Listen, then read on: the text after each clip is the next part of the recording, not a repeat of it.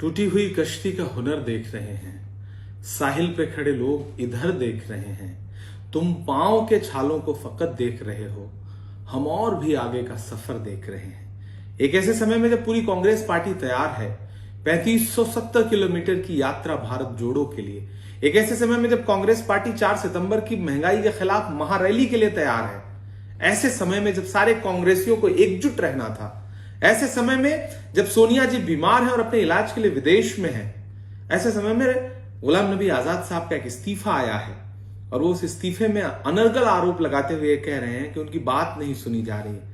राहुल जी के नेतृत्व पर प्रश्न चिन्ह खड़ा कर रहे हैं। मुझे कभी कभी हैरत होती है कि जिन्होंने लगभग 42 साल सत्ता के केंद्र में खुद को रखा, जो लोकसभा के सांसद रहे, जो 5 बार राज्यसभा के सांसद रहे, जो मुख्यमंत्री रहे, जो महासचिव रहे, जो उत्तर प्रदेश समेत कई सारे बड़े राज्यों के प्रभारी रहे, वो आज ये कह रहे हैं कि उनकी बात नहीं सुनी जा रही। वो आज ये कह रहे हैं कि कोई स्टाफ जो है वो राहुल गांधी जी को संचालित कर रहा है।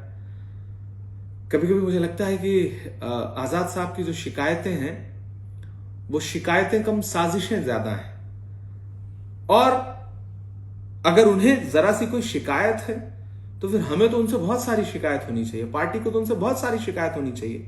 एक ऐसा समय 2014 के बाद जब राहुल गांधी जी तानाशाही के खिलाफ खुल करके खड़े हैं, लड़ रहे हैं, महंगाई के खिलाफ डिटेन हो रहे हैं, 7-7 घंटे पुलिस थाने में बैठ रहे हैं। एक ऐसा समय जब ईडी बुला करके 54 घंटे पूछताछ कर रही है ताकि राहुल गांधी की आवाज दब जाए। ऐसे वक्त में आप सुकून से अपने घर में बैठे हैं और फिर आप ये कह रहे हैं कि हमारी बात नहीं सुनी जा रही है। आप नजीब के मुद्दे पर नहीं बोले, आप तबरेज अंसारी के लिए नहीं बोले, आप हाफिज जुनैद की लिंचिंग पर नहीं बोले, और तो और जब राहुल गांधी समेत, प्रियंका जी समेत पूरी पार्टी भारत की एक बेटी बिल्किस के बलात्कारियों की रिहाई के बाद आवाज बुलंद कर रही है, तो आप न तो बिल्किस के लिए एक शब्द बोलते हैं, ट्वीट तक नहीं करते, और फिर आप कहते हैं कि आपकी बात नहीं सुनी जा रही है। एक ऐसा समय जब आपको कंधे से कंधा मिलाकर के भारत को जोड़ने की कोशिश करनी चाहिए थी। आपने कहा कि भारत जोड़ने से पहले कांग्रेस जोड़ो। अगर राहुल जी भारत जोड़ रहे हैं तो आप कांग्रेस जोड़ते। आप इतने वरिष्ठ हैं, आपके भी तो कुछ फर्ज हैं। राहुल जी का सिर्फ एक कसूर है कि वो नई पौध लगा रहे हैं, वो नया नेतृत्व लेकर के आ रहे हैं, रिफॉर्म कर रहे हैं, बहुत सारे नए चेहरे निकाल करके ला रहे हैं। ऐसे में राहुल जी के नेतृत्व पे सवाल खड़े करना, उन पे टीका टिप्पणी करना, ये सीधे सीधे आपकी राज्यसभा की जो विदाई का समारोह था और उसमें नरेंद्र मोदी जी के जो आंसू बहे थे, उन आंसुओं का कर्ज उतारने का एक प्रयास है, इससे ज्यादा कुछ भी नहीं। उदयपुर चिंतन शिविर में जिसमें आजाद साहब आप भी सामने बैठे थे, आपको याद होगा कि सोनिया जी ने कहा था कि यह पार्टी के वरिष्ठ नेताओं के लिए कर्ज उतारने का समय है। क्या यही कर्ज उतार रहे हैं आप कि सोनिया जी बीमार है और आप त्यागपत्र दे रहे हैं, और वो भी त्यागपत्र 5 पन्नों का निबंध जैसा। आजाद साहब, आपने देश के करोड़ों कांग्रेसी कार्यकर्ताओं को आहत किया, उन्हें दुखी किया।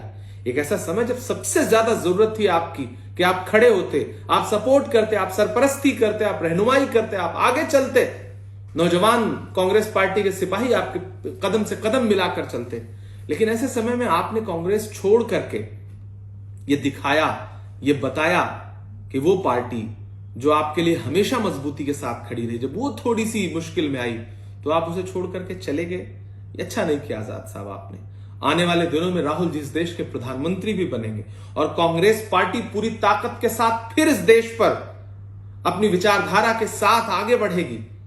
उस वक्त में आप पछताएंगे और उस वक्त हम आपसे कहेंगे कि फलों पर हक जताने आए हो तो यह भी बतला दो, मैं जब पौधों को पानी दे रहा था तब कहां थे तुम। कांग्रेस के कार्यकर्ता आपसे ये सवाल जरूर पूछेंगे।